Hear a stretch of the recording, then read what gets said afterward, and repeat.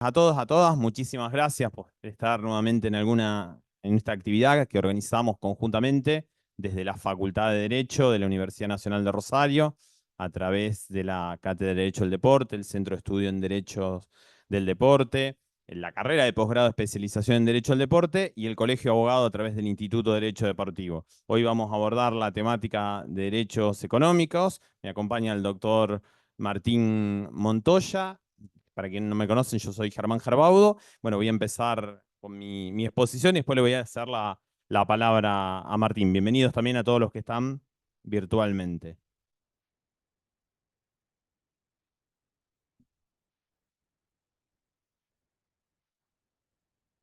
Bueno, decíamos, hablar de derechos económicos, lo primero que yo quiero empezar señalando la importancia actual que tiene la temática de esto de los derechos económicos o beneficios económicos derivados de los derechos federativos. Como digo, ahí es un tema actual y que siempre está presente en el traspaso de los futbolistas. Es un tema de agenda del derecho del fútbol. Hablamos del derecho del fútbol, sabemos que en los últimos tiempos empezó, especialmente a partir del famoso caso Bosman, del 15 de diciembre de 1995, a hablarse de un derecho del fútbol. Inclusive hay un trabajo de Barbieri que habla del derecho del fútbol como un desprendimiento del derecho del deporte. Es decir, hoy ya nadie discute la autonomía del derecho del deporte o el derecho deportivo y empieza a desarrollarse a partir de Bosman, que llevó a que FIFA en el 2001 dicte la primera versión del RTJ, del Reglamento sobre Estatuto y Transferencia de Jugadores de FIFA, un derecho del fútbol. Sin lugar a dudas que cuando hablamos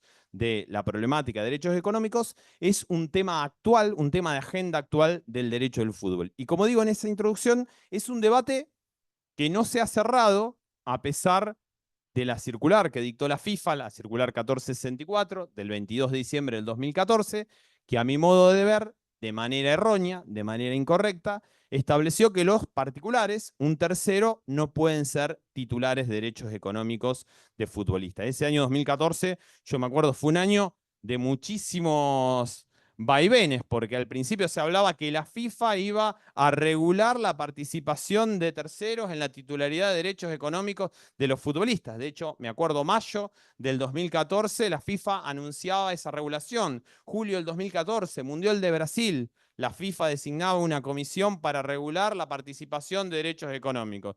Llegamos a septiembre y la FIFA cedió a las presiones de la UEFA y de la ECA y termina inclinándose por la prohibición. Modifica el artículo 18 bis, que venía del año 2008, que refiere a la prohibición de influencia, y en el 18 ter estableció que un particular, un tercero, no puede ser titular de derechos económicos de los futbolistas. Este es un tema que está en debate actual.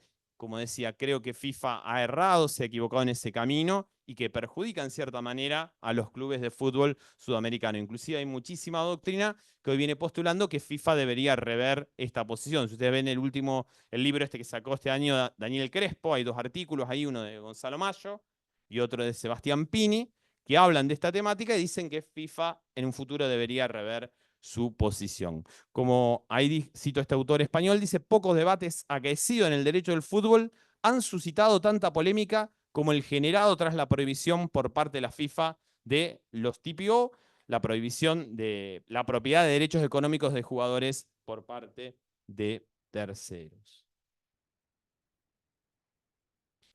¿Cuándo se originan estos derechos económicos? Como ahí digo yo, ahí señalo, se originan en el mercado sudamericano, en los años 90. Hay un autor brasilero, López Pires de Souza, que dice que son un producto del mercado. Yo diría, son un producto del mercado sudamericano. ¿Se originan dónde? Acá, es un producto nuestro, en Argentina, en la década del 90. Pensemos cómo estaban los clubes en la década del 90. La mayoría de los clubes estaban insolventados, con muchas dificultades económicas, muchos de ellos en situación de concursamiento, y apareció esto de los derechos económicos, es decir, un particular que ponía plata en una entidad deportiva y a cambio se le cedía el 20% de los derechos económicos de determinados futbolistas. Es un invento argentino, una creación argentina, de algunos dicen uruguaya, de Argentina pasó a Brasil, donde tuvieron un altísimo desarrollo, y llegan a Europa ¿cuándo? Recién en el 2008, con la crisis económica financiera del 2008, que implicó una retirada en el fútbol de fondos, por un lado, del Estado, ya no aportaba el Estado tanto en el fútbol porque tenía otras prioridades, y de las entidades financieras, porque muchas de ellas estaban en bancarrota. Y empezaron a florecer en Europa a través de esta crisis del 2008 bajo la forma de fondos de inversión, y encontraron territorio fértil en algunos países como por ejemplo Portugal. Todos recuerdan el Porto, inclusive a través de particulares que aportaban jugadores con derechos económicos que pertenecían a esos fondos, lograron muchísimos rendimientos a nivel europeo. Empezaron a florecer estos derechos económicos en algunos países como Portugal o países de Europa del Este, donde no había una norma federativa o norma estatal que prohibiera la participación de particulares en derechos económicos de los futbolistas. Pero si bien digo que es un producto sudamericano, sin lugar a dudas, todo tiene que ver con Bosman, un antes y un después de Bosman, este fallo que antes yo nombraba del 15 de diciembre de 1995. Ariel Reck dice que Bosman es un Big Bang en el ámbito del derecho del deporte. Y es verdad, hay un antes y un después en el derecho deportivo a partir de Bosman. Hay un autor español, Iñaki Guernescuénaga, que habla de la revolución del caso Bosman. ¿Qué hizo en definitiva Bosman? Declaró que eran ilegítimos las normas que tenían las asociaciones nacionales en materia de traspasos, que disponían que cuando se extinguía el contrato de un futbolista, no podía celebrar libremente un contrato con otra entidad deportiva, salvo que el club de origen lo dejara en libertad de acción o se compensara económicamente a ese club de origen. En definitiva, abolió lo que nosotros conocemos como el denominado derecho de retención. El derecho de retención es un instituto que aparece, bien lo cuenta Abreu, en Inglaterra a fines del siglo XIX, cuando empieza a organizarse el fútbol, como un mecanismo que tendía a mantener el equilibrio económico de la competición. ¿Qué pasaba en Inglaterra a fines del siglo XIX? Los equipos más poderosos económicamente, los del norte, el Manchester, el Birmingham, el Sheffield, el Newcastle, tenían mayor cantidad de dinero y todos los años salían a negociar y se traían los mejores jugadores ingleses y escoceses. Entonces eso estaba alterando la competición. Y en 1883 la liga establece un mecanismo que un jugador, una vez que firmaba un contrato, se extinguía ese contrato, no podías, una vez vencido el contrato, celebrar otro contrato con otra entidad deportiva si no se compensaba económicamente ese club de origen. El famoso derecho a retención, que empezó a entrar en crisis en el siglo XX. En Inglaterra empezó en crisis en un fallo del 63, Easton contra Newcastle. Nosotros más tarde entró en crisis cuando se reconoce la relación del futbolista profesional como una relación laboral, a través del caso Ruiz Silvio contra el Club Atlético Platense y el posterior estatuto del futbolista profesional 20.160 del 73. En España en el 79, en un acuerdo entre AFE y los clubes. En Italia, con una ley de 1981. ¿Qué hizo Bosman? O sea, Bosman se da en un momento en que los clubes se encontraron con mayor dinero para obtener traspaso. Hay un libro de Ferran Soriano, que está buenísimo para los que le gusten gestión, que se llama La pelota no entra por azar, que dice Bosman se da en el momento en que empiezan a surgir los clubes de manera global. Y los clubes empezaron a encontrar con mayor cantidad de dinero porque empezaron a incursionar las televisoras privadas, los estadios empezaron a tener mejoras y el match day empezó a ser un recurso más importante, el marketing dejó de ser un recurso atípico y se encontraron con mayor dinero para transferencia. Ya no existe más lo que cuando yo hace mucho, yo ya tengo 50 años, era chiquito, jugadores que nacían en un equipo y terminaban en el mismo equipo. Bocini, por ejemplo, yo soy de Racing, me cuesta decirlo, pero por ejemplo el caso de Bocini o Julián Camino, Herrera, o sea, yo me acuerdo cuando yo era chico estaba el caso de Borghi. Borghi parecía un jugador raro que había tenía como 14, había transitado por 14 equipos. Hoy esto no sería para nada extraño. Bueno, con Bosman empieza a darse mayor transferencia. Y en América estaba pasando esto de que los clubes estaban en una mayor situación de insolvencia.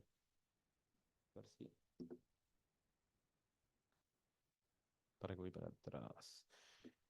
¿De dónde partimos? De la distinción, para hablar de este tema, de un tema clásico que es la distinción entre los derechos federativos y derechos económicos o beneficios económicos derivados de los derechos federativos. Como dice Gerardo Luis Acosta Pérez, se trata de dos términos que han sido acuñados en la jerga sudamericana, cuyo verdadero sentido y alcance debe ser comprendido y estudiado. Se trata de dos conceptos que están vinculados entre sí, pero que hoy en día ya no hay dudas de que hay distinciones, tienen un distinto tratamiento jurídico, distinta naturaleza jurídica, los derechos económicos y los derechos federativos. Partimos de acá, de esto que es muy cuestionado, que es el tema de hablar de un contrato de afiliación deportiva. Allá lo vio Joaquín cuando dimos la charla pasada, que hablamos de contrato de afiliación deportiva. Me escribían, le están errando los dos porque hablan de contrato de afiliación deportiva que no existe, y también me acuerdo cuando le di. Es muy discutible, no hablo de un contrato técnicamente, pero en definitiva, cuando lo que explicaba la otra vez Joaquín, cuando un jugador a temprana edad empieza a practicar deporte en una determinada entidad deportiva, se empieza a vincular y se da este acto, el acto del fichaje, en el cual el menor, con los padres en su representación, firma la ficha federativa y se da el surgimiento de los derechos federativos. Se habla de contrato de afiliación deportiva, yo acá cito a Rafael Trevisan, que es quien habla de contrato de federación de afiliación deportiva. También se habla de que hay un contrato en realidad no de afiliación deportiva, sino un contrato reglamentario. Uy.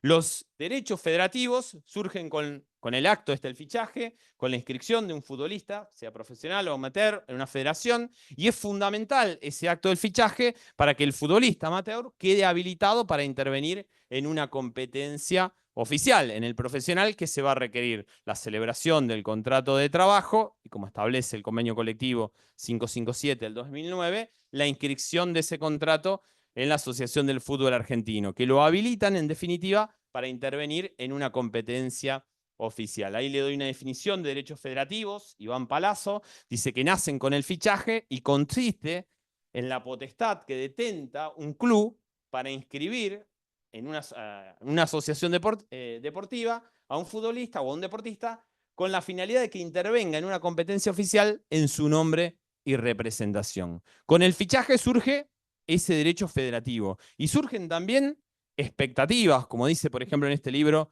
Daniel Crespo, en el capítulo introductorio, o Gonzalo Mayo, expectativas que ellos hablan ahí, expectativas de tipo económico, yo diría también de tipo deportivo, porque un club que practica fútbol a nivel profesional también tiene expectativa que algún día sus jugadores de la cantera abastezcan el plantel de primera división. Y surgen también expectativas de tipo económico, es decir, un club formador que el día de mañana ese jugador pueda continuar su carrera deportiva en algún club que practica fútbol a nivel profesional y que el día de mañana se dé una transferencia y puede tener expectativas de cobrar derecho de formación, el mecanismo de solidaridad, o por qué no también, en virtud de los convenios de origen, una porción de derechos económicos. Estos derechos federativos, los únicos que pueden ser titulares de los derechos federativos son los clubes. Los derechos federativos no son susceptibles de fraccionamiento, es decir, yo ficho para jugar en Casilda Club, estoy fichado para Casilda Club, este fin de semana juego para Casilda,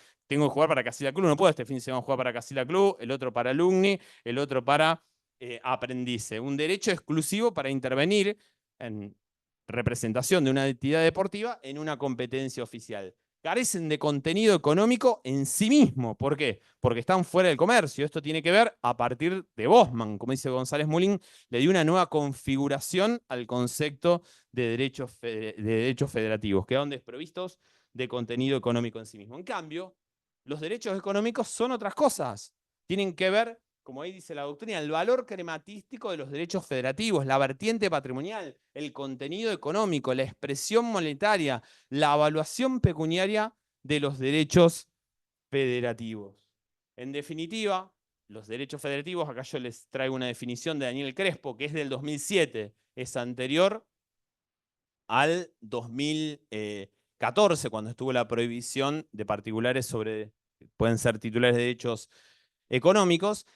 Él nos dice, cuando se utiliza la expresión derechos económicos en el ámbito jurídico deportivo, se está aludiendo a un derecho eventual, condicional, en expectativa, que puede o no cristalizarse en beneficios concretos, pero que integra indudablemente el activo del club deportivo o del cesionario que no revista tal carácter. Un derecho eventual, en definitiva, ¿qué es el derecho económico? Un derecho creditorio, futuro y eventual. Yo tengo el 20% de los derechos económicos de tal futbolista. Tengo un derecho creditorio que es eventual. No sé si el día de mañana lo voy a cobrar. Se tiene que dar la transferencia al futbolista. Hay mucho alia. Yo siempre digo, en los derechos económicos uno cuenta siempre las ganadas, no cuenta las perdidas. Son más de los casos que no se ganan. Todos dicen, oh, aquel particular que invirtió en los derechos económicos de Tevez y ganó muchísima plata. Pero ¿cuánto ¿Vieron la película Papeles al Viento?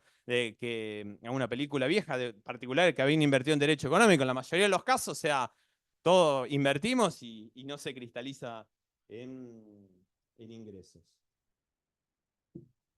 Los derechos económicos solo pueden ser titulares los clubes, como decíamos, a partir de la circular 1464 del 22 de diciembre del 2014, o, excepcionalmente, el jugador de sus propios derechos económicos, esto a partir de una modificación que hace la FIFA, que después la vamos a ver en el año 2019. Son susceptibles de fraccionamiento, de cotitularidad, es decir, yo puedo ser, un club puede ser titular del 70% y el otro el 30%. El otro día con Joaquín teníamos un curso, una clase de Sebastián Perata, que daba el ejemplo de Independiente del Valle de Ecuador, que estaba muy bueno, que hablaba del caso Moisés Caicedo, que querían comprarle a Moisés Caicedo a Independiente del Valle el 100%. Independiente del Valle decía, no, yo el 100% no te lo vendo, yo te vendo, estaba bien económicamente, no tenía necesidad de Independiente del Valle, te vendo solo el 50%, y vendió el 50%, y se quedó con el otro 50%, le vendió al Brighton el 50%, y cuando Moisés Caicedo fue al Chelsea, y indudablemente detentar ese 50% le generó mucho más de los 4 millones originarios en los cuales le había vendido el 50% al Brighton. O sea, los económicos, a diferencia de los federativos, sí son susceptibles de fraccionamiento. Para que yo voy acá.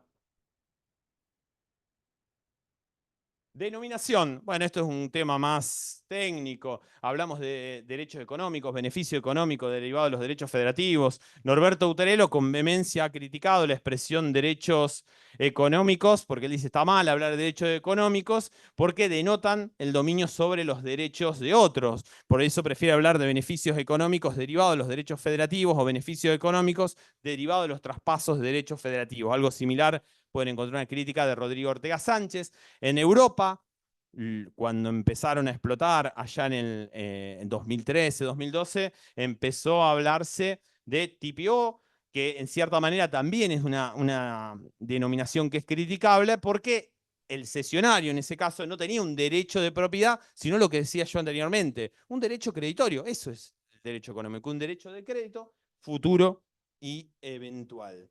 Colisión de normas federativas y normas estatales. Acá vemos el clásico tema que vemos cuando estudiamos fuentes del derecho al deporte, o sea, la norma federativa que dice una cosa y la norma estatal que dice todo lo contrario. ¿Por qué? Porque la FIFA en el 18 ter nos está diciendo un tercero, un particular, no puede ser titular de derechos económicos de un futbolista. Si uno lo mira esta operación desde el punto de vista del derecho privado, es una operación válida y lícita desde el punto de derecho privado. Es una clásica operación del derecho mercantil. De acuerdo a nuestro actual Código Civil y Comercial, sería la cesión de derecho económico encuadra en una cesión de derechos. En el viejo código sería una cesión de créditos.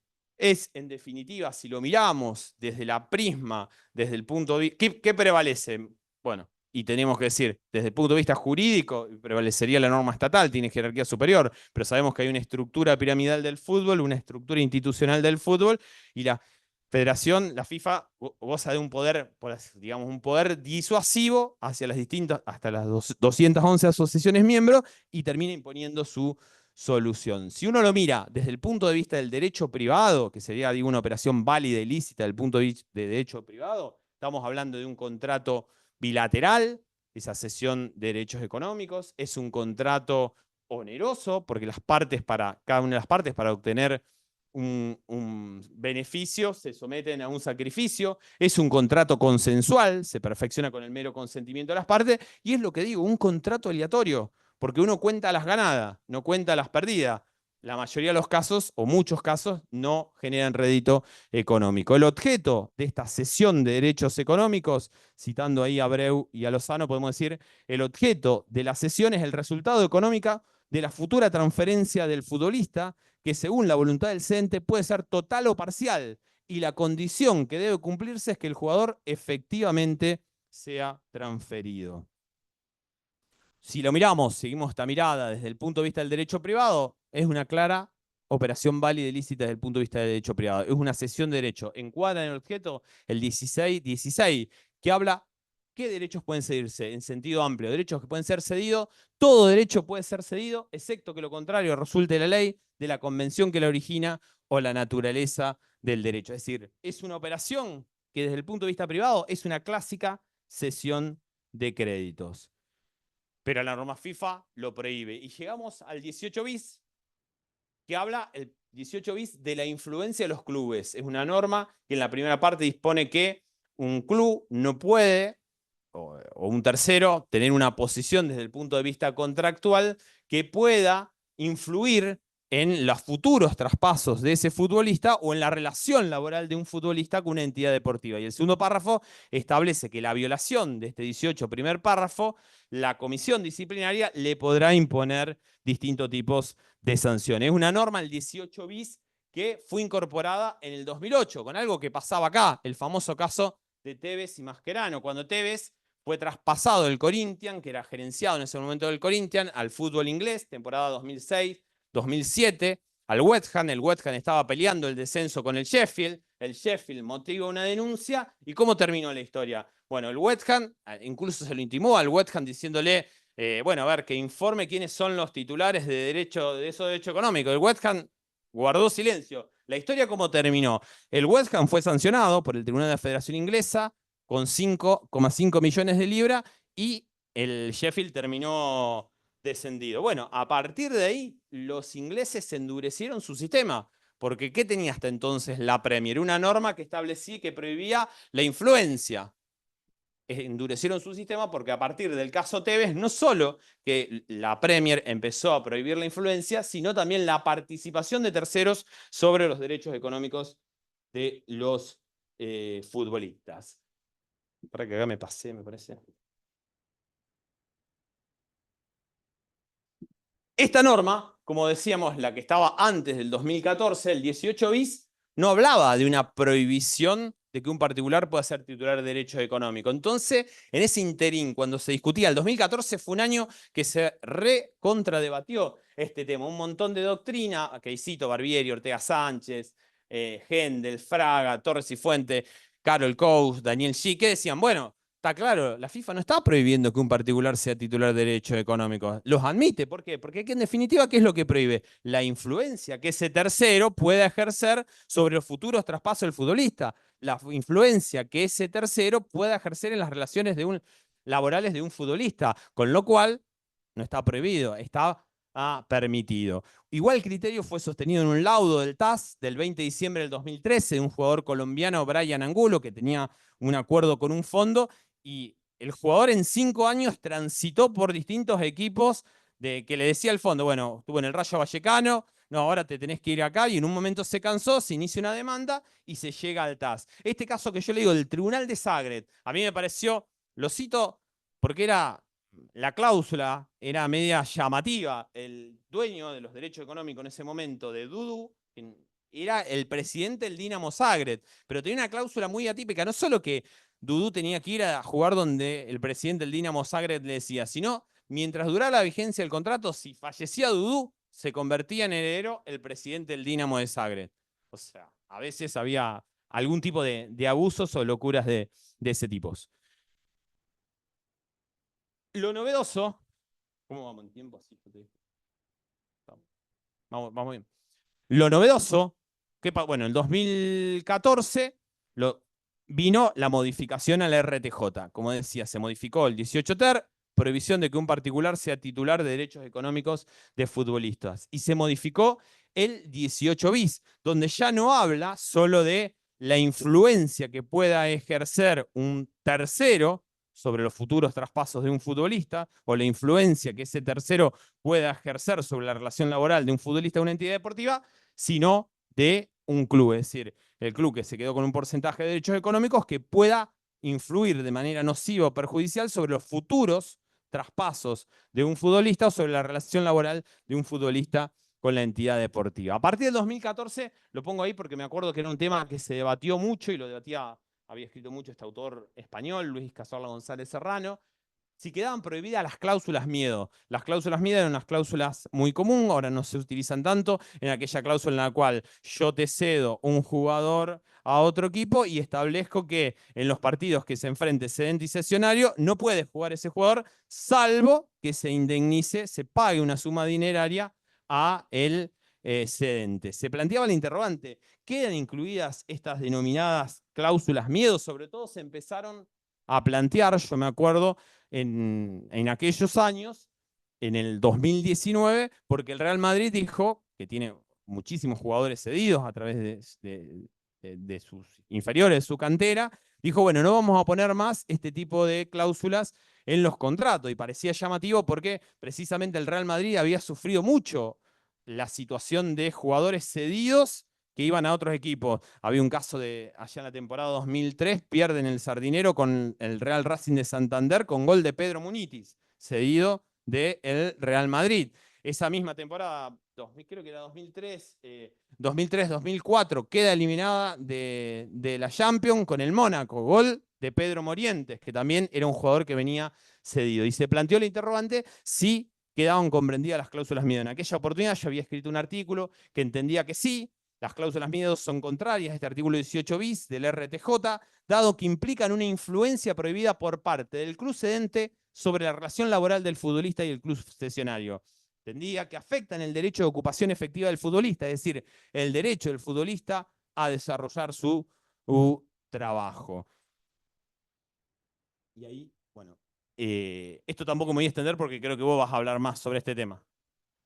Influencia indebida de terceros. Después FIFA, esto está en una versión inglesa del manual, que es de septiembre del 2020, establece una serie de cláusulas que resultan o que a criterio de FIFA, en ese manual, habla de qué tipo de cláusulas podrían ser consideradas una influencia indebida, tanto en el futuro traspaso de un futbolista o en la relación laboral de un futbolista a una entidad deportiva. Ahí, a modo de ejemplo, les fui copiando algunas cláusulas que prohíben transferir al jugador o contratar a otros jugadores sin el consentimiento del otro club del tercero. O sea, yo te cedo tal jugador, un número 9, y te prohíbo que no podés contratar otro número 9 sin pedir mi consentimiento. Cláusulas por las cuales el precio de transferencia es más elevado si el jugador es transferido a un competidor en la liga. Es decir, si lo vendés acá en el medio local, en lugar de pagar 4 pesos, tenés que pagar el doble, 8 pesos. Cláusulas que prohíben transferir al jugador a un club de la competencia,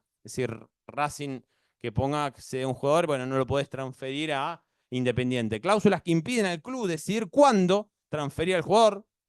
No podés, te pongo que no podés transferir al jugador hasta pasado 2 ventanas de transferencia. Cláusulas que obligan a transferir al jugador en caso de descenso. Bueno, desciende obligatoriamente. Yo tengo un porcentaje de los derechos económicos, estás obligado vos a transferirlos. Son ejemplos que surgen de ese manual.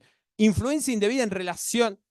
Antes eran cláusulas de influencia indebida en los futuros traspasos del futbolista.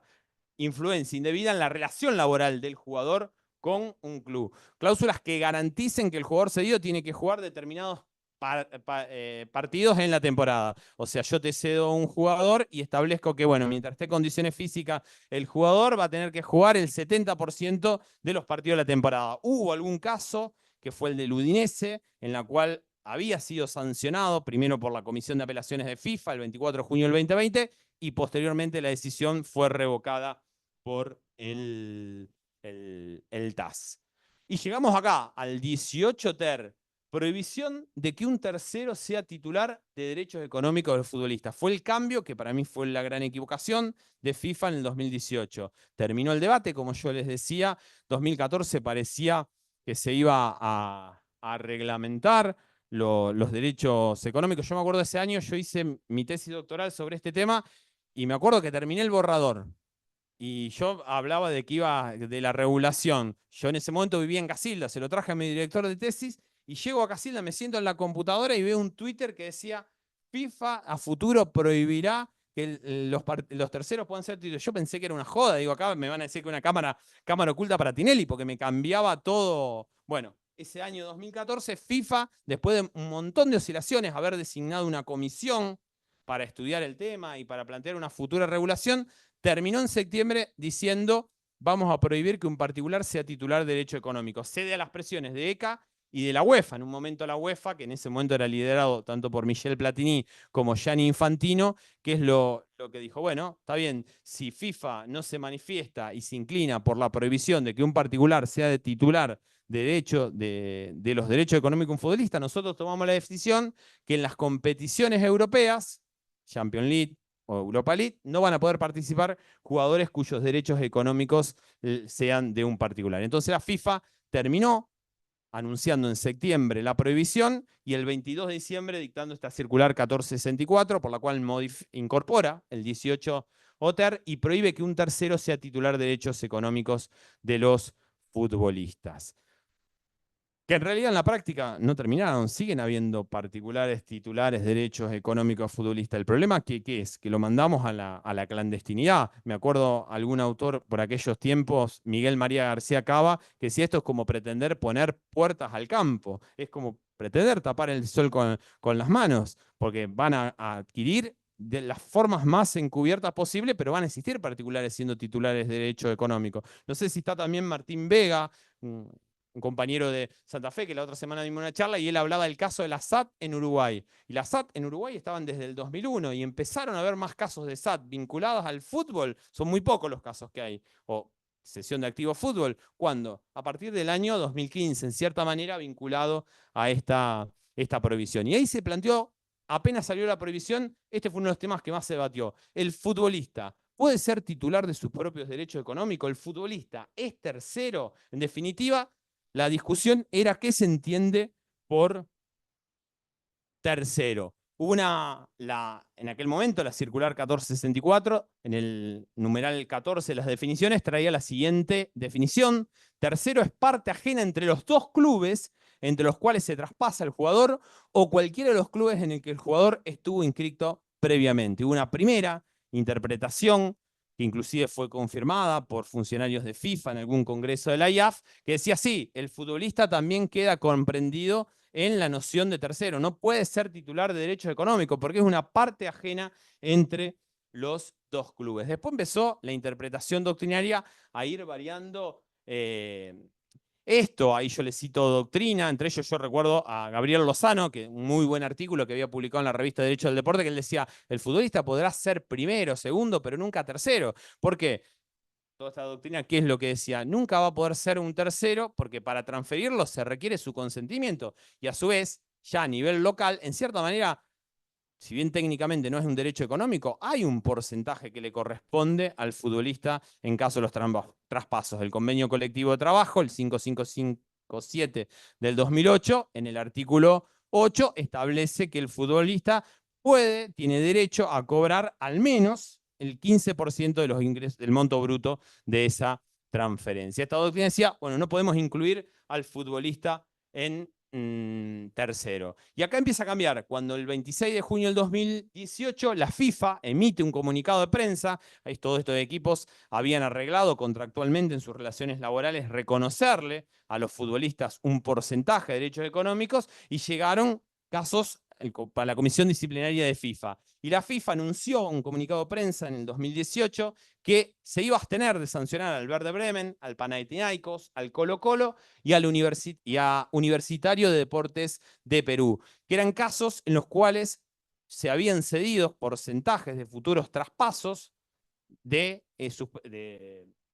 sus propios derechos económicos a los futbolistas. Dijo que no debían ser considerados terceros, criterio que posteriormente fue ratificado por la FIFA en el año 2019 en un congreso en Miami por su director de legales, Emilio García Silvera, y llegamos a esta circular 1679 del 1 de junio del 2019, que cambió la noción, cambió la definición de tercero. Hoy en el número 14 se habla que es la parte ajena al jugador siendo traspasado a los dos clubes entre los cuales se traspasa el jugador o cualquiera de los clubes anteriormente en los que el jugador estuvo previamente inscrito. Hoy el futbolista no se considera un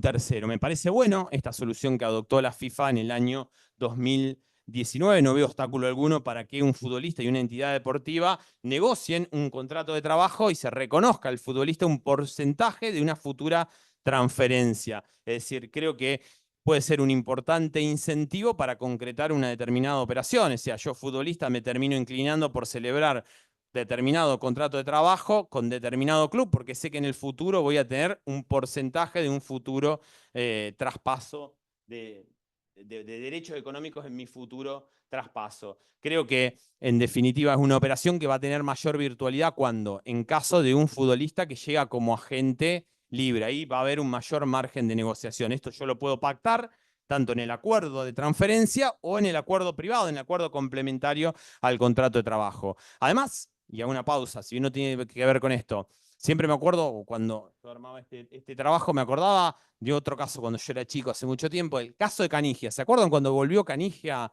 a Boca, que se pactó el 70%? Es decir, si Canigia era el incentivo que tuvo Boca para traer a Canigia, si el día de mañana se lleva a cabo un traspaso, no te llevas el 15% que establece el convenio colectivo, te podés llevar un 70%. Por eso creo que es buena esta solución que adoptó la FIFA en el año 2020. En doctrina también el mismo criterio ha sido sostenido por este autor, Yago Vázquez Moraga, también por Sebastián Pini. Los dos trabajos están en este libro que se editó este año de Daniel Crespo. Sebastián Pini dice: el mismo modo permite la contratación de un jugador acordando un salario determinado más un reconocimiento de derechos económicos de su propia transferencia futura, siendo posible acercar posiciones de las partes en la negociación del contrato de trabajo. Se puede plantear interrogante: ¿podría un futbolista que conserva un porcentaje de derechos económicos de un futuro traspaso cederlo a un tercero? Es decir, Juan Pérez conserva un porcentaje de derechos económicos, jugador de Racing, Juan Pérez tiene el 20%, viene un inversor y dice: te doy tanta plata cash y me das que en la práctica puede suceder, se da, pero bueno, en teoría, ahí estaba la respuesta de Barbieri: no, porque, o sea, si uno mira desde el punto de vista legal, la respuesta es negativa, dado que implicaría infringir el 18 ter del RTJ, que prohíbe a los terceros, un particular, participe en un porcentaje de derecho económico. Y cito a Pablo Barbieri, donde dice: la prohibición de ceder derechos económicos está impuesta a clubes y jugadores con respecto a terceros.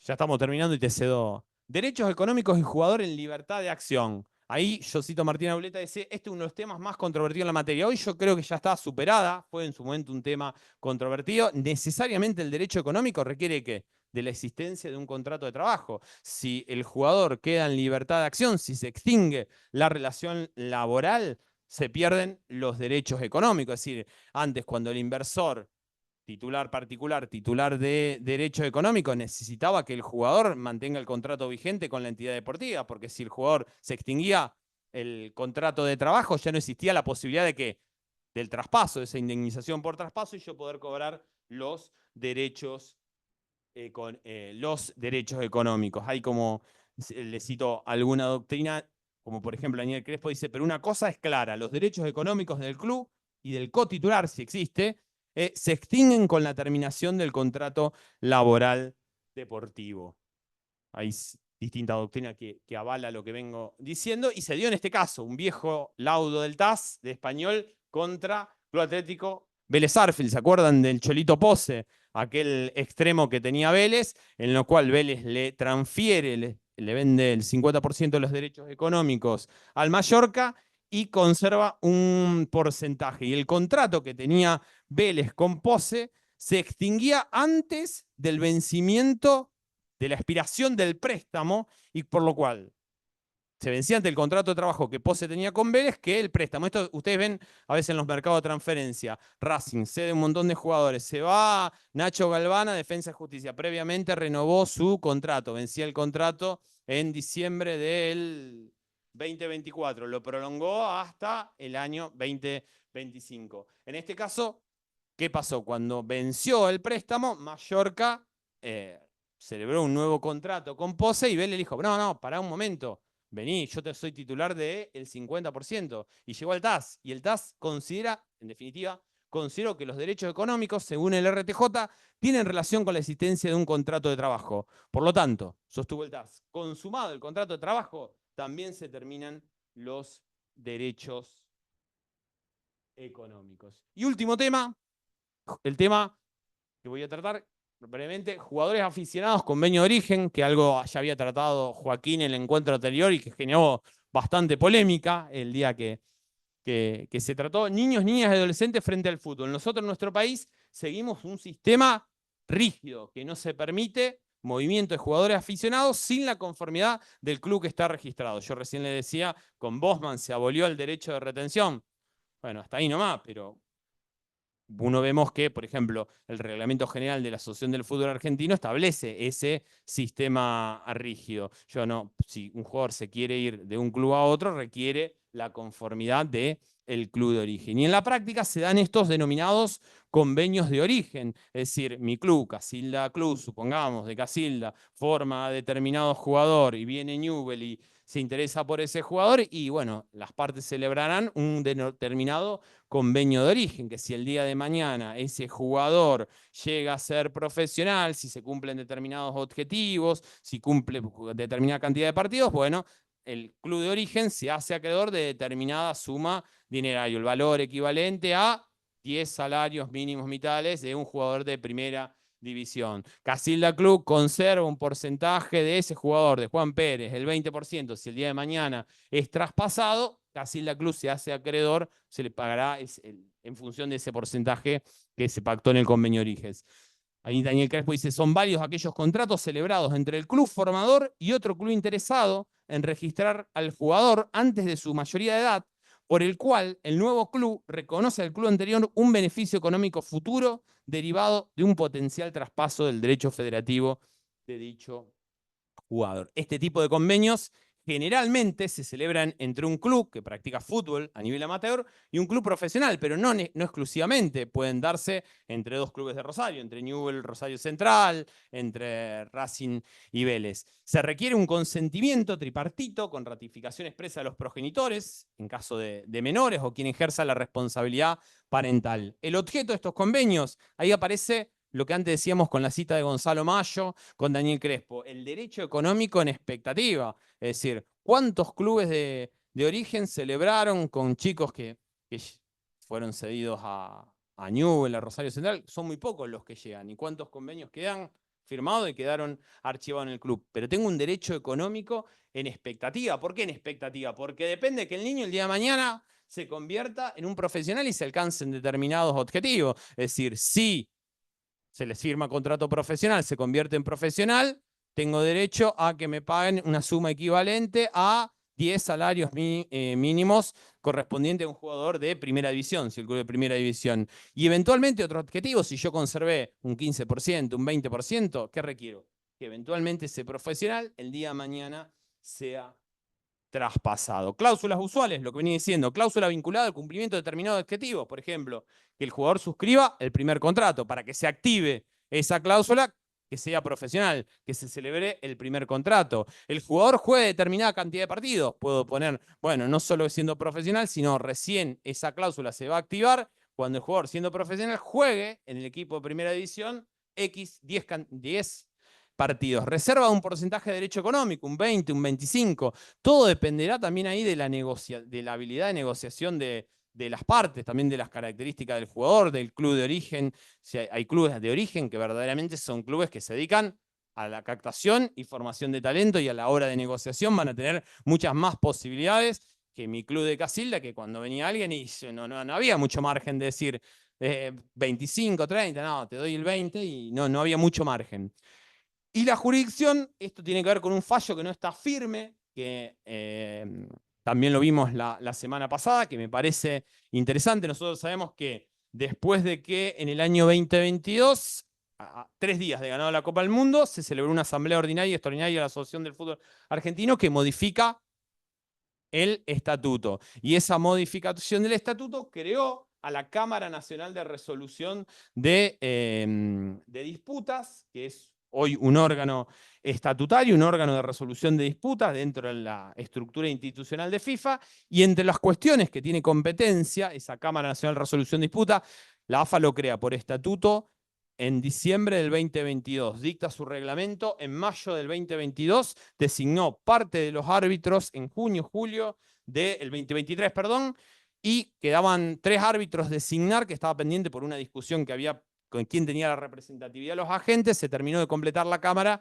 en enero, febrero de este año. Y entre las cuestiones que tiene competencia la Cámara Nacional de Resolución de Disputa, disputas internas de carácter económico entre ligas, miembros de las ligas, clubes, miembros de clubes oficiales o cualquier otra persona adscrita a la AFA. O sea, las contiendas entre los clubes hoy se dirimen en la Cámara Nacional de Resolución de Disputa. Y traigo a colación este fallo reciente de mayo del 2024, que no está firme, Juzgado Nacional Civil 107, Club Atlético Argentino de Rojas, por un convenio de origen donde tenía un porcentaje de derechos económicos por el jugador Martegani.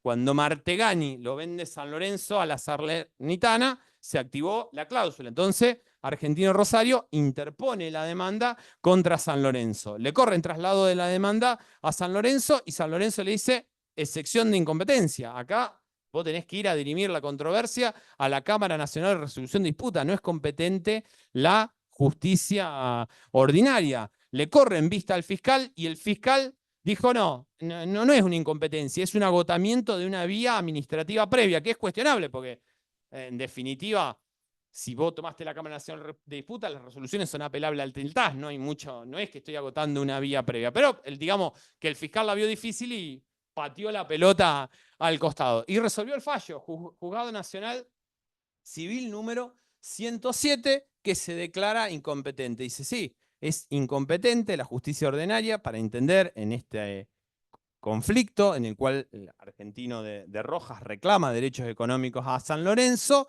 porque por 2 razones. Por un lado, el convenio de origen, había una cláusula en la cual se establecía que todo conflicto que se suscite entre las partes se sometían a que lo iban a resolver a través de los órganos institucionales de resolución de conflicto que existan a nivel de AFA y a nivel de la FIFA. Y además, el fallo lo que le dice, además, tienen que ir allá por 2 razones, porque los dos pertenecen a la entidad rectora del fútbol argentino, a la AFA. Uno, Argentino Rojas, por ser indirectamente afiliado, y otro directamente afiliado. Fallo que no está firme, veremos cómo termina, pero bueno, tiene que ver con un convenio de origen. Bueno, de ya muchas gracias a todos y a todas.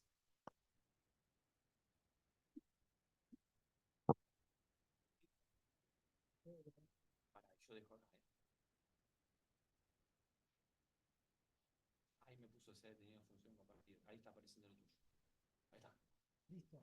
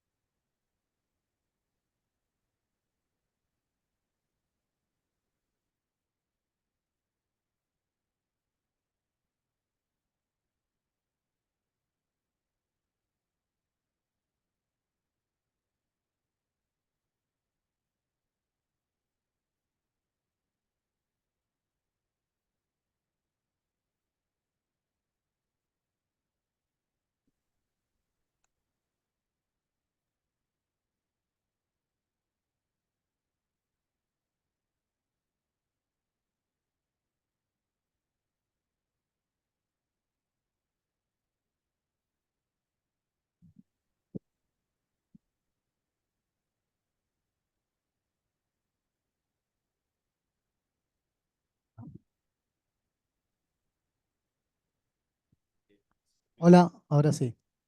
Bueno, nada, vuelvo para los del Zoom que no se escuchaba, perdón. Hola a todos, gracias por conectarse. Bueno, estaba refiriéndome un poco a la presentación de Germán, a cómo y en qué va a consistir la presentación o la charla que voy a dar yo, referida básicamente a cómo influyen los derechos económicos o todas estas cuestiones a las que se refería Germán a la hora de concretar una transferencia para poder llegar a la foto final, que es la concreción, la firma del contrato de transferencia y en definitiva lo que todos los hinchas y toda la gente del fútbol espera, que termine el refuerzo llegando y en el medio, bueno, todas las cosas que van pasando, que pueden pasar. Em, bueno, ¿alguien abrió el micrófono?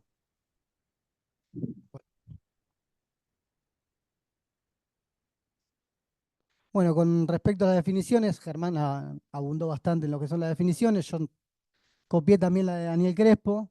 Con respecto a la de Daniel Crespo, lo que tengo que para decir es que decía que, pero que integre indudablemente el activo del club deportivo.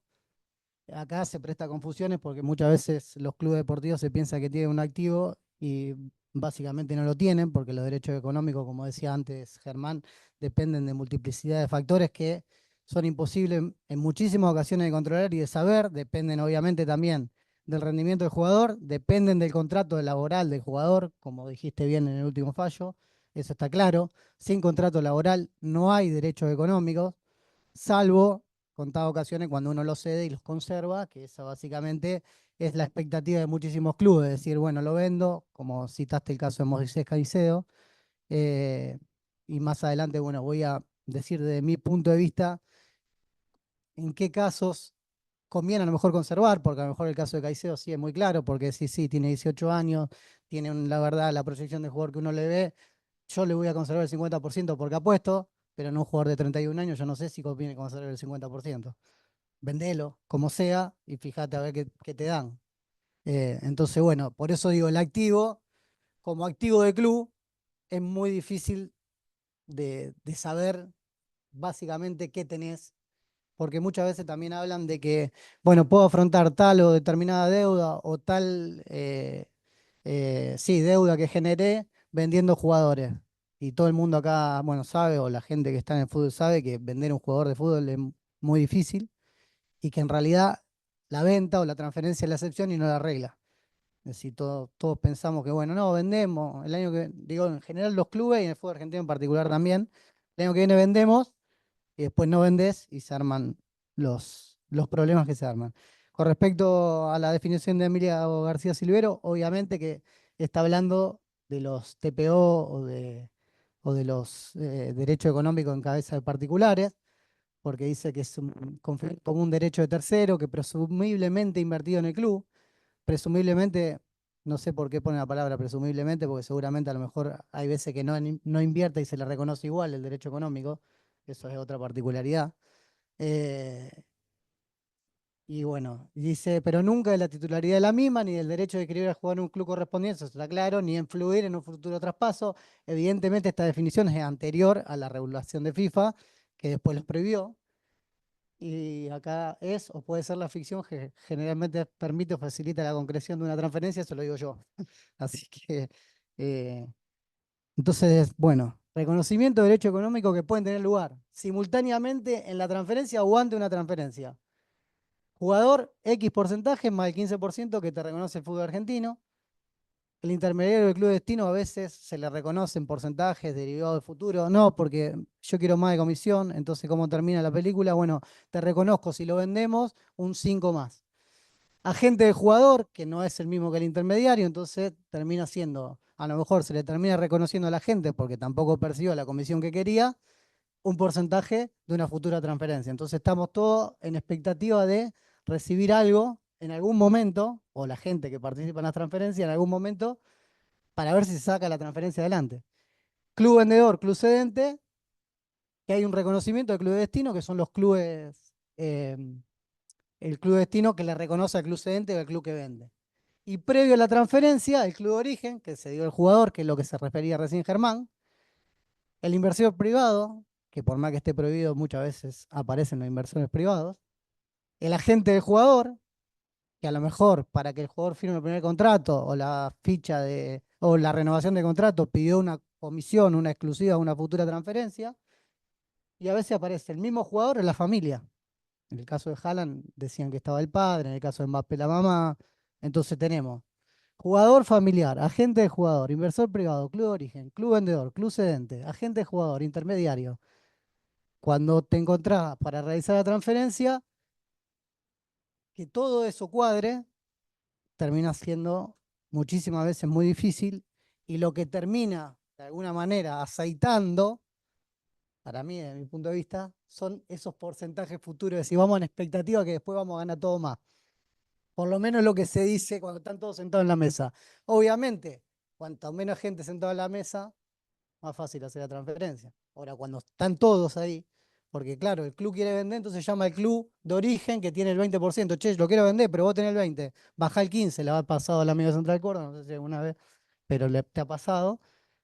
Bueno, hasta que sale todo eso y en la noticia aparece el jugador ya está vendido, falta transitar todo este camino, después la operación se cae y preguntan por qué se cae. Eh, Esquema posible, bueno, ahí está un poquito más hecho en cuadro, lo que decía antes. ¿Cómo se pueden repartir? Son números ficticios, pero que pueden tener lugar tranquilamente. 5, 15, dame el 15% más el 5 más del convenio colectivo, dice el jugador. Después el jugador sí lo cede, efectivamente, muchas veces. El intermediario, club comprador, club cedente.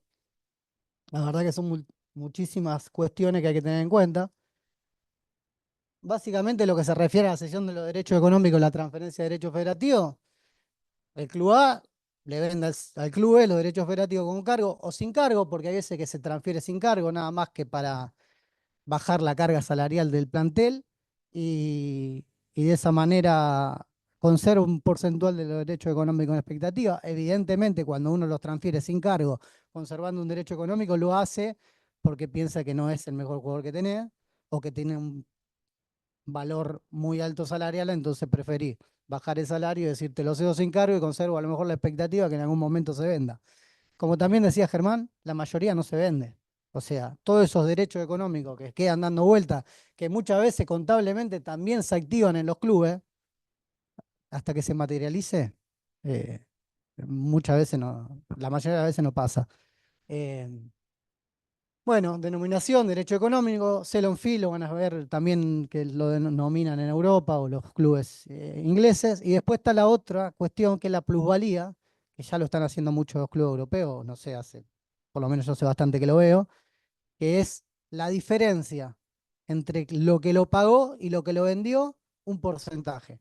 Lo pagó 1 millón, lo vendió en 2, sobre ese millón te reconozco el 10%. Muchísimas ocasiones también se da el tema de la plusvalía que no es lo mismo que reconocer directamente el 10% sobre el producido total de la transferencia, o muchas veces, que después lo vamos a ver, se habla del producido neto, que el producido neto es la venta menos la carga impositiva o la carga de gasto que tenga. Eh, Principal problema para el club que compra la influencia indebida, porque en realidad si permite la influencia indebida también lo pueden sancionar el club que compra.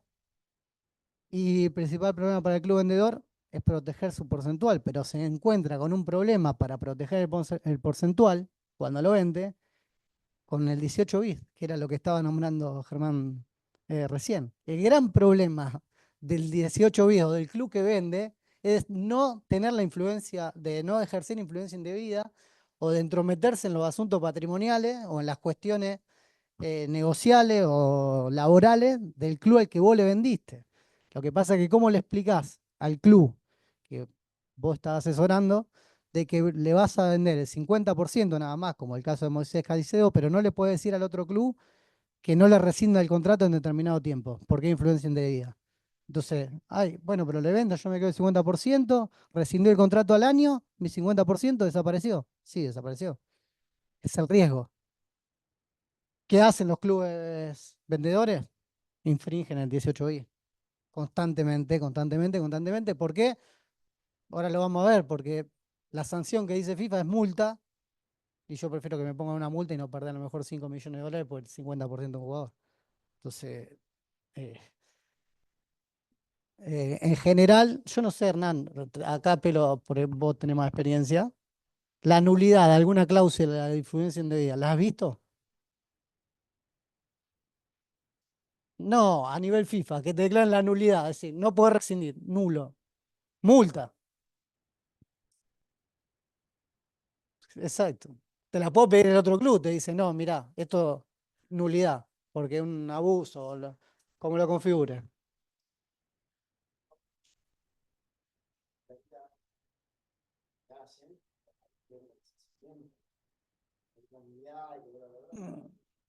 Multa, por eso. Si te descubre FIFA, es una multa, que ahora lo vamos a ver. Lo voy a pasar porque la definición del 18 Villa la vio. Bueno, estas son las consideraciones del TAS, que esto está en el manual de TPO que decía Germán. Habla o describe cuáles son las conductas eh, que se considerarían una influencia indebida. Acá FIFA en el manual de TPO las pone taxativamente o enunciativamente, no sé si es taxativo o enunciativo, pero bueno. Prohibición de transferir al jugador sin el consentimiento del otro club. ¿Qué se ponía habitualmente cuando uno le vendía y se conservaba un porcentual? Mira, si yo no te doy consentimiento, vos no podés vender. Ahí, bueno, entraba en un problema porque si el otro club lo vendía igual, tenía que poner una penalidad que ahí sí te la podían declarar abusiva. Entonces, ¿cómo haces para seguir protegiendo el porcentual? Tarifa de venta más alta al club competidor, eso ya también está claro. Prohibición de transferir al jugador a un club competidor, está claro, eso es influencia indebida. Prohibición de transferir al jugador hasta que la tarifa de transferencia se pague en su totalidad, es decir, cuando se venda a plazo, yo te prohíbo que lo transfieras hasta que no me pagaste todo a mí. ¿Cuál solución han adoptado con esto? Si lo vendés, primero saldás mi deuda y después el remanente queda a favor tuyo. Es decir, es una manera de saltear esta cuestión. Se requiere autorización para prestar al jugador. Eso no hay manera de saltearlo, o sea, no puede pedir autorización para prestarlo si los derechos federativos lo tiene el otro. Prohibición de ceder los derechos económicos de jugar a otra parte sin el consentimiento del otro club. Esto, yo no sé a qué se refiere, si es al club que vende o al club que compra. El club vendedor, porque se podría dar el caso también, el club que vendió y le cedió el 50% y conservó el otro, quizá también puede vender ese 50% que se hace de manera privada muchas veces. Eh, Ambos clubes tienen derecho a negociar la transferencia del jugador. Esta era una cláusula habitual también. Me tenés que avisar si te llega una oferta y tenemos que estar los dos en la mesa de negociación. Bueno, eso es una influencia indebida. Eh, por eso decía, vuelvo a lo de antes, todos estos límites hay que franquear para poder proteger el porcentual, el club que está vendiendo el 50%. Eh, Este es un caso que también está en el manual de TPO. Acá yo no sé por qué no lo sancionaron al Real Madrid. Me parece que porque el Real Madrid, porque si no, no se entiende. Pues dice Real Madrid dispondrá de 7 días naturales para aceptar o rechazar la oferta. O sea, le vendió al club a Freiburg el jugador y decía que si le llega una oferta, el Real Madrid la va a rechazar. O sea, esto es influencia de día, pero bueno, acá la comisión decidió desestimar todos los cargos por considerar que no estaba en condiciones de concluir que dicha cláusula ofrecería al Real Madrid la posibilidad de influir en el Friburgo en asuntos relacionados con la transferencia. Mis amigos españoles dirían que porque el Madrid, sí o sí. Bueno, acá Peñarol Godoy Cruz, Peñarol se dio un jugador a Godoy Cruz con una comisión de 20 al 50%, y esto es expreso y acuerdo verificable de todos los signatarios del presente, es decir, para que Godoy Cruz pueda vender al jugador que le había vendido Peñarol, conformidad de Peñarol. Este es un caso real. Yo cuando empecé en legales de Newell, me encontré con el primer problema de derecho económico, que fue el caso de Fertoli, que la verdad que encima realmente no tenía experiencia, entonces la verdad la pasé muy mal, primero. Y segundo, porque, ¿qué pasaba? Fertoli estaba en San Lorenzo. Lo cuento el caso puntual porque pasó muchos años ya, o sea, ya prescribió todas las cuestiones. Y Newell había puesto una cláusula que decía que no lo podía transferir a otro club sin el consentimiento de Newell. En ese momento Newell estaba concursado, estaba Fabián. Entonces, la amenaza de Newell era, mira que si lo va a transferir voy a meter una cautelar antes que lo transfiera porque, para que cumpliera el contrato. Y la contraamenaza del representante del jugador era, bueno, pero yo voy a meter un amparo porque le está prohibiendo el derecho a trabajar. Obviamente iba a ganar. Entonces, ¿cómo? El jugador se iba a ir a Racing y Racing le daba a Donati a San Lorenzo, era un cambio de jugadores, entonces el jugador de Racing a San Lorenzo no pasaba hasta que nosotros prestemos la conformidad. ¿Cómo se soluciona? Con un acuerdo tripartito, tuvimos 5 días discutiendo, carta, documento de por medio discutiendo y llegó que en realidad San Lorenzo, del 50% que detentaba Newell, compró un 25 más y después le cedió a Racing el 50 nada más y se quedó con el 25. Entonces quedamos 25, 25, 50. Ahora Racing lo prestó por todos lados el jugador, nunca el 25% te lo tenemos que andar corriendo para ver. Pero bueno, a ver, obligación de transferir. eh, Esto también, a ver. Corinthians pagará al Bayern una suma de transferencia por un monto de 3,5 millones. Esto sí. ¿eh? Estas cláusulas son usuales también. Corinthians está obligado a aceptar la oferta de transferir al jugador si la suma de transferencia asciende a 8 millones de euros. Es decir, ante un determinado monto, el equipo Corinthians debería aceptarla y transferirlo. Obviamente, y reconocerle el porcentual a Bayer Leverkusen, que era el que detentaba el 50%. Eh,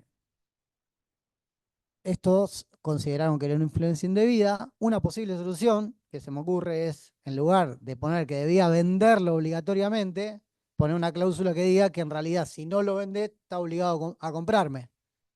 En definitiva, habría que ver qué dice FIFA en ese caso, pero ahí estaría dando vuelta la cuestión de decir, bueno, no, bárbaro. No, no lo venda. Si una oferta de 5 millones no lo querés vender, pero comprame mi porcentual porque yo estoy perdiendo 2,5 millones de euros. Esa podría ser una posible solución. Sanciones por la influencia, vuelvo a lo que decía antes. En realidad, las cláusulas no se han, no sé si a lo mejor hay algún caso, pero en general no se, no se determina la nulidad de las cláusulas. Lo que se le impone a los clubes son sanciones, pero son sanciones que van entre 10.000 francos suizos y 187.500. Con lo cual, en los números que estábamos hablando antes, citando el ejemplo anterior de Corinthians, que en un traspaso de 5 millones de euros, que te impongan una sanción de 187.000 francos suizos, la verdad que no, prefiero que me sancionen. Y aparte, primero tienen que ver el contrato, etcétera. En general, los problemas o las sanciones son impuestas cuando hay un problema de impago o un problema de controversia entre las partes, que ahí salta la alerta y ven qué pasó en ese traspaso en particular. Después régimen de copropiedad. Perdón si hay algún error, pero fue todo hecho artesanalmente para tratar de conceptuar un poco. A ver, el club comprador, obviamente que quiere comprar mayor porcentaje a menor precio. Hay un problema que en Argentina si se compra del exterior, se compra en neto, pero vos después vendés en bruto. Con lo cual tenés que calcular cuando estás comprando los porcentajes que en realidad estás pagando. Primero lo pagás barato, pero después cuando lo vendés tenés que pagar un 25% de impuesto y a partir de ahí dividir. Entonces, cuando se hacen los cálculos iniciales, a veces no dan los números pensados inicialmente cuando compraron al jugador. Digo, el club vendedor obviamente quiere vender el menor porcentual al mayor precio y siempre procura vender en neto para que por ahí no están tan familiarizados con el tema de los impuestos. En Argentina hay una carga impositiva del 25,05%, con lo cual es una carga muy importante, que ese es otro de los problemas que se generan a la hora de transferencia y uno de los más habituales. ¿Quién se hace cargo de los impuestos? Se está discutiendo hasta el último minuto. Bueno, dividilo por dos, no, esto pagalo vos. Imagínense cuando empezamos con el ecosistema inicial de derecho económico por todas partes, más el problema del 25% de la carga impositiva. O sea, la verdad que es difícil ir superando etapas y llegando a la foto de Haaland con la camiseta, por lo menos en Argentina. Por ahí en otro país entiendo también que pasa lo mismo, pero bueno, la carga impositiva en general en Argentina es un poco más alta en relación a otros lugares. Em, bueno, régimen de copropiedad, el club comprador, un régimen de copropiedad obviamente más flexible. Mirá, si lo vendo, te pago el porcentual que te corresponde, pero no me ponga la cláusula que estoy obligado a venderlo, que si me llega una oferta te tengo que comprar, que si llega a determinado plazo tengo que comprar el porcentual tuyo. Y del otro lado, sí, quiero todas esas cláusulas. Quiero que si pasaron 2 años y no me lo vendiste al jugador, me compré mi porcentual, porque si no, se termina tu contrato laboral y yo me quedo otra vez en cero. Eh, Esas también son todas cuestiones de negociación. eh, que bueno, lo pongo abajo. Compra obligatoria tras un lapso de tiempo o por partido jugado también es habitual. Si uno tiene la expectativa de que el jugador traspasado puede jugar cierta cantidad de partidos, a medida que va cumpliendo los partidos, puede ir comprando o se puede estipular que vaya comprando porcentuales. Otras veces se pone directamente como objetivo, no por compra de porcentual. Se dice, jugó 10 partidos, me pagás, 20 partidos me pagás, entraste a Champions, me pagás, etcétera. Obviamente que el club comprador nunca va a querer que le ponga la cláusula de la compra obligatoria. Eso es lo peor de todo. Sí, lo que sí puede poner el club comprador, y que a mí me parece lo más importante que ponga siempre el club comprador cuando compra nada más poner el 50 o el 60 o el 80%, es una opción de compra por el porcentual restante. Porque vos después si no te encontrás con que el jugador creció exponencialmente su valor, vos no tenés pactado opción de compra y a lo mejor por el 30% le corresponde una cantidad de dinero mucho más grande que le hubiese correspondido si hubiese pactado una opción de compra al inicio del contrato, a lo mejor por la mitad o menos de la mitad. Eso me parece importante, el tema de pactar la opción de compra cuando sos club comprador. Eh, Acá también lo del porcentaje a conservar según la edad, lo que decía antes, el caso de Caicedo, obviamente, el jugador menor edad, mayor porcentual, por ahí a priori te debería convenir conservar. Eh, la proyección por rendimiento que uno puede imaginar, decir, bueno, ¿cómo puedo imaginar las lesiones? Ahora después lo vamos a ver. Hay un informe de CIES FIFA que utiliza todos unos coeficientes para calcular el valor actual, porque el valor de traspaso es muy difícil, por eso decía lo mismo antes con respecto a los activos del club. Es decir, el valor actual tenés parámetros objetivos que vos podés ir diciendo, che, este jugador vale tanto hoy. Ahora, el valor futuro, y más factores inciden en saberlo. Entonces, se torna muy difícil establecerlo. Y esto con lo que decía con lo del neto, acá pongo un ejemplo práctico. Por ejemplo, un préstamo con opción. Préstamo sin cargo, pongamos que sea. Entonces, se pacta que se compra el 50% de los derechos económicos por 1 millón neto. Entonces te sale, el jugador vos lo tuviste un año, llega a fin de año, ejercitar la opción de compra por el 1 millón que pactaste, más el 25% de los gastos. Para adquirir el 50% y obviamente los derechos federativos, y el jugador ya se queda en el club, en tu club. Ahí está llegando a 1,342 porque el 25% se tiene que pactar haciendo grossing up, salvo que no pongas neto en el contrato y hagas algo medio extraño ahí, pero en general, si vos pones que es 1 millón neto en la opción de compra, te van a hacer grossing up para calcular los impuestos, con lo cual estás comprando por 1,342. Entonces, después decís, bueno, si yo después lo vendo en 2 millones, por lo menos saldría derecho. No, porque vendés en bruto, entonces tenés menos del 25%.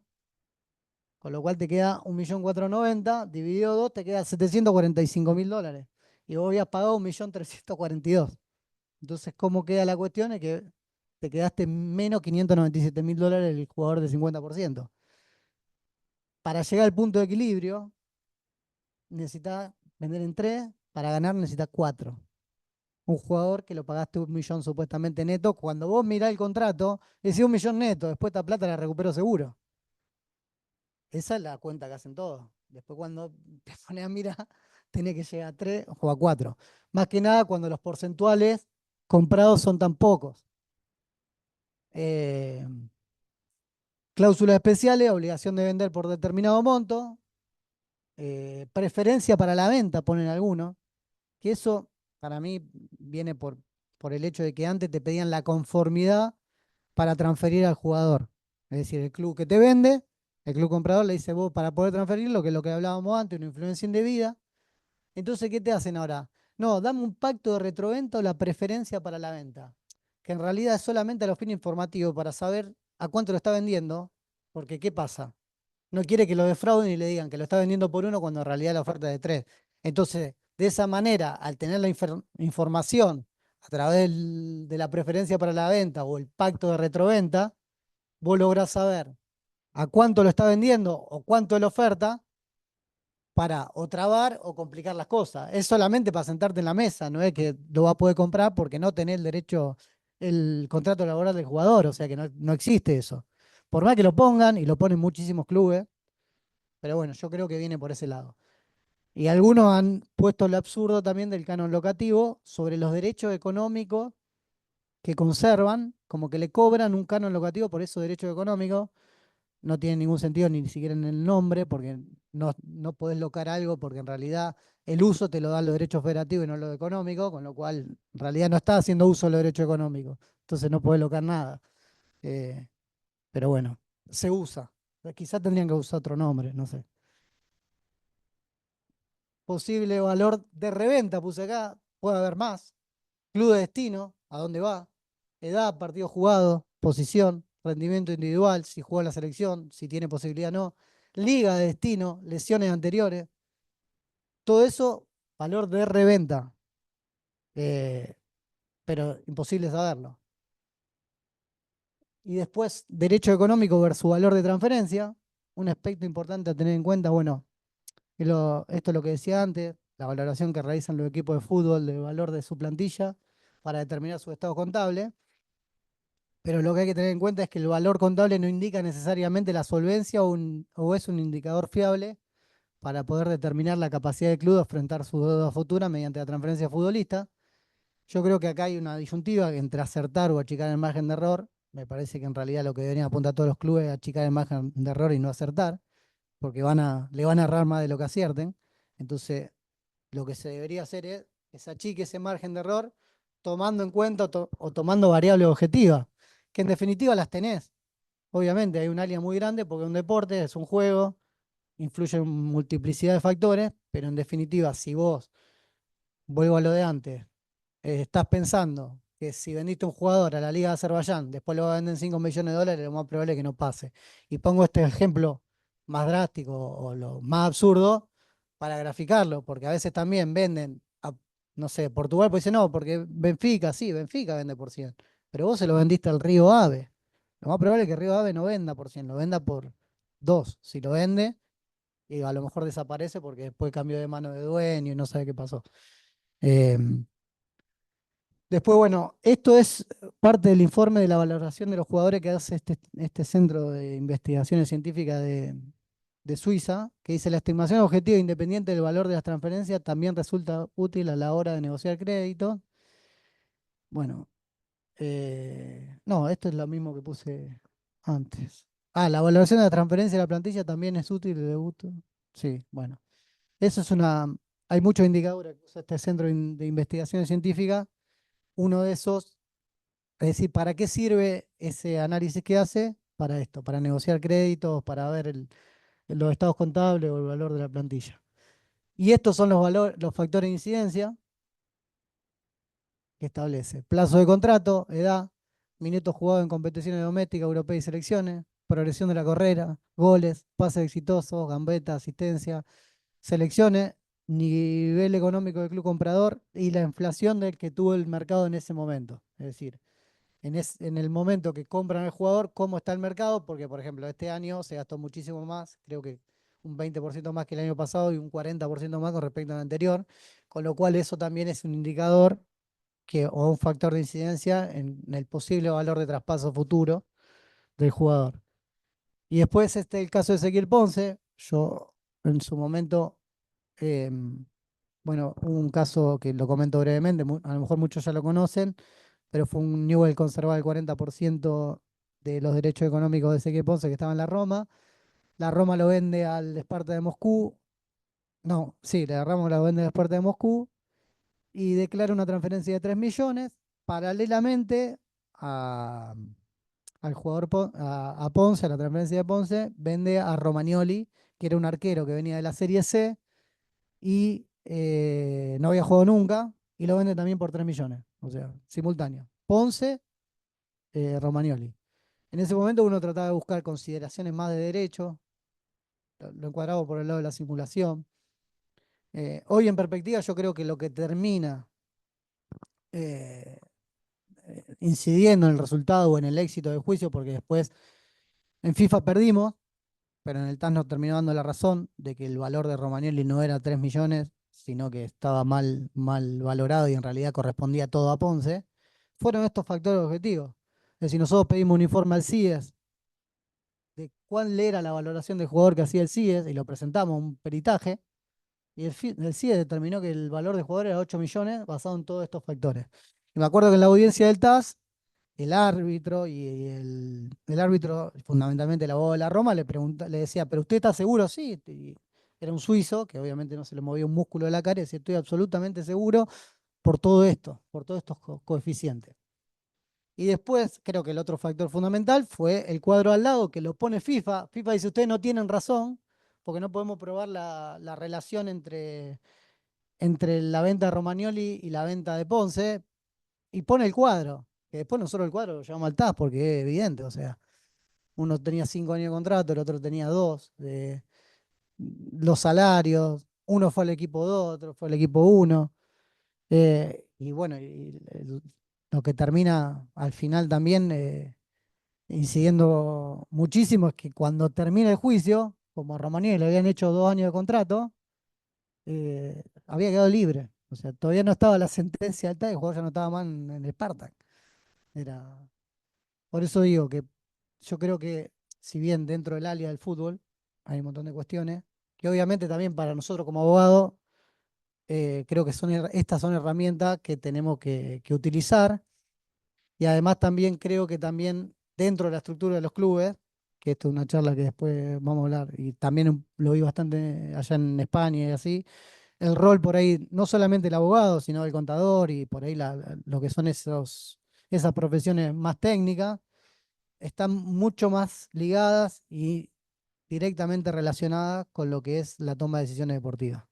Eh, Porque obviamente a un director deportivo uno le dice o le muestra todos los factores que inciden, los derechos económicos, derechos federativos, todo el ecosistema de actores que intervienen en una operación, y seguramente por su formación se le va a hacer difícil ver todo ese panorama, que a lo mejor un abogado, un contador, un administrador de empresas lo tiene mucho más claro, se le hace mucho más fácil entenderlo.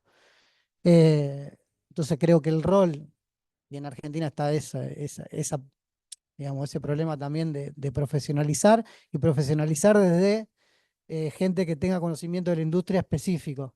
Porque no, traje al financiero, traje al contador.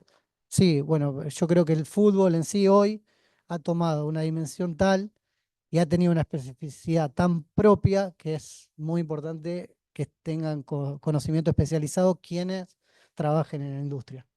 Y digo la industria porque es como se refieren en general los europeos. Para nosotros no, para nosotros un juego, nosotros queremos ganar. Yo entiendo que ya se está yendo todo a que ellos quieren, a que el que invierte y el que trabaja acá quiere ganar plata y le importa poco si gana o no. O sea, primero analiza todo esto y a mí cuánta plata me va a quedar. Antes creo que el que entraba al fútbol decía, a ver cómo vamos a salir primero o cómo le vamos a ganar al otro. Hoy vamos, a ver, che, de todo esto, de todos estos factores, ¿cómo, y mi inversión dónde está? Bueno, cláusulas usuales, ya para ir concluyendo, hago un repaso de lo que decía antes, también muchas cláusulas infringen abiertamente el 18 bis.